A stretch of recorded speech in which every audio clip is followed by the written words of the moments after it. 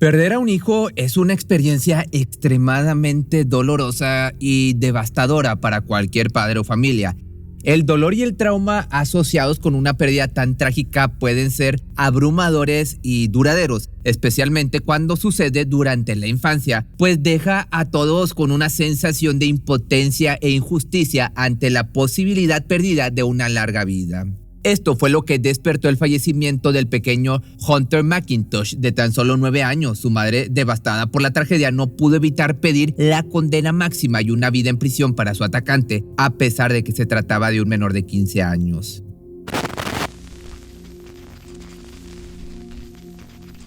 Al igual que cada miércoles por la noche, Amy King se encontraba jugando al billar con su esposo y una de sus amigas en un pub cerca de su casa en Otautau, una pequeña ciudad agrícola y forestal en las planicies del sur de Nueva Zelanda. El 30 de octubre del año 2019 no fue la excepción, acompañada de Hayden Morris, su pareja, y la madre de Daniel Cameron, el niñero de su hijo. Durante la velada, King había estado enviando mensajes a su hijo Hunter para asegurarse de que todo estuviera bien. El pequeño de 9 años había desarrollado una gran afinidad hacia Daniel, llegando a cuidarlo en repetidas ocasiones mientras el grupo de amigos se divertía. A las 10:10 de la noche, cuando se preparaban para despedirse, Amy llamó a Cameron para asegurarse de que el pequeño ya se hubiera ido a la cama, pero al no recibir respuesta alguna comenzó a preocuparse, por lo que se apresuró a volver a casa.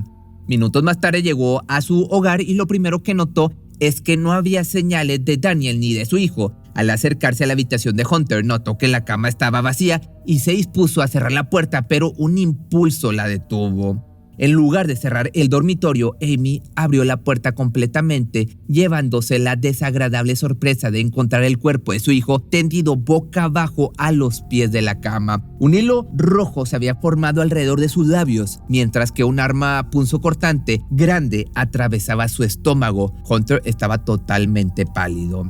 Presa del horror, King entró en pánico y salió corriendo de su casa mientras gritaba a todo pulmón. Millones de pensamientos pasaban por su cabeza en ese momento. Sabía que algo horrible le había sucedido a su hijo, pero también comenzó a pensar que Cameron podría encontrarse en peligro, posiblemente lo hubieran raptado. La madre de Daniel, por otra parte, se había quedado esperando a su hijo en el auto, pero al escuchar los gritos de terror de su amiga no dudó en adentrarse al domicilio. Fue en ese momento cuando vio el cuerpo del pequeño Hunter y de inmediato llamó a uno de sus vecinos que trabajaba como conductor de ambulancia. Los gritos de pánico de la mujer, te podrás imaginar, atrajeron a una gran cantidad de curiosos que comenzaron a acercarse a la casa para conocer la situación. Amy de inmediato les hizo saber que su hijo había sido atacado, le habían quitado la vida, por lo que sería mejor que se alejaran de la propiedad ya que era una escena del crimen. Pese a que King no había tenido noticias de su hijo desde antes de abandonar el bar, Daniel había enviado diversos mensajes a su madre antes de que encontraran el cuerpo. Uno de ellos se disculpó por su conducta y le pidió que pasara a recogerlo. La mujer no entendió en ese momento la tétrica disculpa que su hijo había extendido. Cuando las autoridades llegaron para revisar el cuerpo, pudieron corroborar que había perdido la vida. Además, el reporte inicial señaló que el pequeño le habían cortado la respiración y lo habían atacado con un arma punzocortante.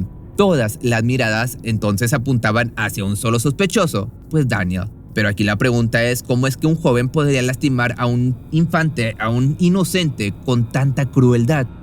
Déjame primero te platico sobre Hunter McIntosh. Él nació el 28 de marzo del año 2010 en el poblado de Otautau, Nueva Zelanda, en el seno de una familia amorosa conformada por Ryan McIntosh y Amy King, quienes procuraban cubrir todas sus necesidades. Su madre solía decir a menudo que durante los primeros años de su infancia era muy parecido a Benjamin Button, pues daba la impresión de ser un hombre mayor en ropa de bebé. Desde su nacimiento, madre e hijo desarrollaron un vínculo muy cercano, al punto en el que el pequeño solía quedarse despierto por las noches para esperar a su madre cuando volviera del trabajo. Cuando Hunter estaba por ingresar al preescolar, su madre se ofreció como voluntaria en la institución escolar a la que su hijo asistió. Cuando el pequeño cumplió 5 años de edad, entró a la misma escuela en que su madre impartía clases, por lo que Amy escapaba de su salón para visitar el aula del pequeño. Sharon King, abuela del infante, consideraba que este tipo de relación era dañina para ambos, dado que la dependencia que compartían entre ellos llegaba al punto de que al menor tenían que ofrecerle juguetes o golosinas para que quisiera convivir con sus abuelos.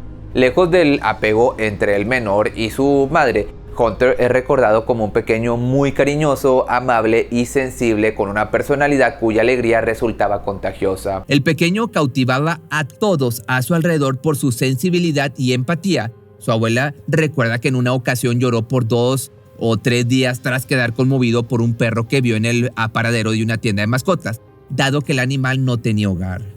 Además de esto, McIntosh disfrutaba pasear con sus amigos, andar en bicicleta y leer historietas cómicas, especialmente la del Hombre Perro y el Capitán Calzoncillo, además también de ser amante de los videojuegos, especialmente de Minecraft y Roblox. Ya con el paso del tiempo, el matrimonio entre Ryan y Amy comenzó a atravesar dificultades que eventualmente llevaron a su disolución. Esto llevó a que aumentara la cercanía en la relación entre madre e hijo.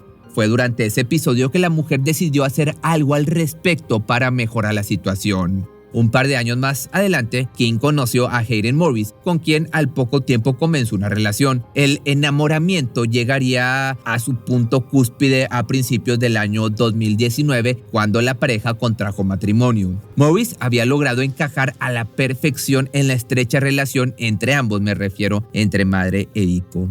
Ya a finales de octubre de ese mismo año, Amy llevaba 28 semanas de gestación y había establecido con su grupo de amigos la rutina de visitar el bar de la localidad para jugar billar, comer algo, simplemente distraerse un poco del trabajo cotidiano.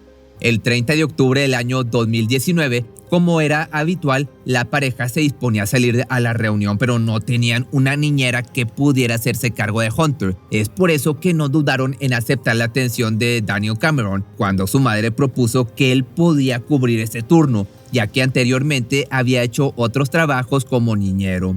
Daniel era un joven de 15 años que había sido diagnosticado con un ligero grado de autismo. Además de ser introvertido y tranquilo, llegó a experimentar diversos episodios de acoso durante un tiempo en la escuela, hasta que llegó a defenderse de sus agresores y fue cambiado de institución escolar. Pese a que el problema tuvo solución sin llegar a instancias mayores, se descubrió que el joven tenía poca tolerancia a la frustración y mal temperamento. King, de igual manera, no tuvo problema alguno con esto, ya que en ocasiones anteriores Cameron había mostrado un excelente comportamiento y actitud a la hora de cuidar de su hijo. Además de esto, eran grandes amigos.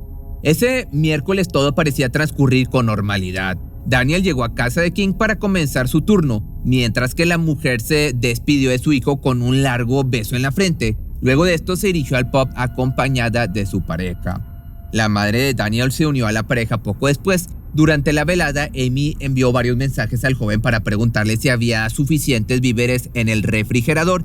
La comunicación fue constante y la mujer no sospechó que algo malo pudiera estar sucediendo en casa. Mientras tanto, Hunter y Cameron se divertían jugando videojuegos como era habitual, hasta que decidieron probar una actividad distinta. El pequeño tomó un instrumento de plástico y comenzó a usarlo como si se tratara de una trompeta. El ruido estridente comenzó a alterar los nervios de su niñero, que en repetidas ocasiones le pidió que se detuviera.